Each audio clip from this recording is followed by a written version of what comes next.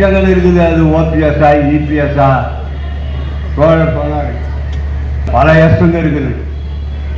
என்பிஎஸ்ன்னு ஒன்று இருக்குது, அப்புறம் ஜிபிஎஃப்னு ஒன்று இருக்குது, நிறைய இருக்குது. ஒவ்வொருத்துக்கும் ஒவ்வொரு வித்தியாசம் இருக்குது. ஆனால் எதை எடுத்து நீ ஆராய்ந்து பார்த்தாலும் இப்போ யூபிஎஸ் இருக்குது, என்பிஎஸ் இருக்குது, நியூ பென்ஷன் ஸ்கீம். இதில் என்ன சொல்கிறான்? தொழிலாளி 10% கொடுக்கணுன்றான். நிர்வாகம் 14% போடும். 10 14 24% ஆச்சு. இந்த 24% அப்படியே அரசாங்கம் எடுத்து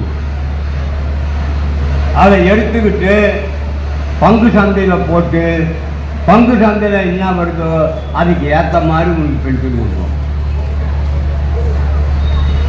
உனக்கு முழு பென்ஷன் கிடைக்கணும்னா 25 வருஷம் சர்வீஸ் ஒன்று இருக்கணும். குறைஞ்சா குறைஞ்சிடும். இதை சொல்கிறான்.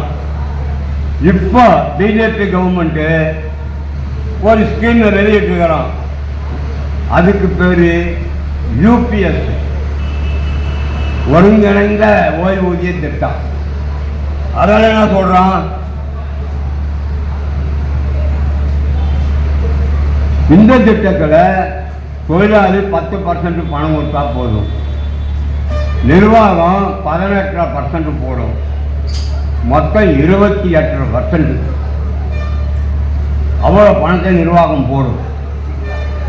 இது ரெண்டுத்தையும் ஒன்றா சேர்த்தா 28 வருது.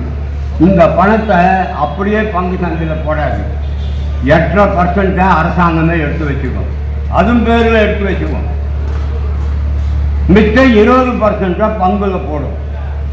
அதுக்கப்புறம் பங்குல உனக்கு பணம் இருந்தால், லாபம் உனக்கு பணம் இருந்தால் நீ பென்ஷன் வாங்கலாம். ஆனால் எக்காரணத்தை கொண்டும் நீ ஓய்வூதியம் உனக்கு கொடுப்பதற்கு அரசு எந்த கேரண்டியும் ஏற்றுக்காது.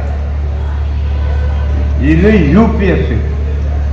இப்படி ஒவ்வொன்றும் பார்த்தா இருக்கிற எல்லாமே தொழிலாளர்களுடைய பணத்தையும் நிர்வாகம் போடுற பணத்தையும் ரெண்டுத்தையும் ஒன்றா சொலையா பெரிய பெரிய கார்பரேட் முதலாளிகளுக்கு மூலதனமாக இதை கொண்டு போய் சேர்ப்பதற்கு பிஜேபி கவர்மெண்ட் இன்றைக்கு பாடுபட்டு கொண்டிருக்கிறது.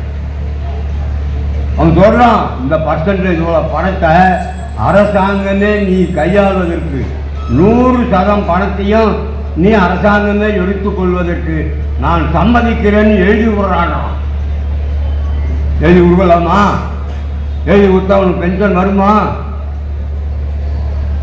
இதுதான் தொழிலாளிகளை ஏமாற்றுகிற ஓய்வூதியங்களாக இன்றைக்கு இருக்கிறது. எனவே தான் நாம் என்ன கேட்குறோம்? எங்களுக்கு 98 ஒப்பந்தத்தில் என்ன நாங்கள் போட்டோமோ அதே பென்ஷன் எங்களுக்கு கொடு. அதான் நம்ம கேட்கணும்.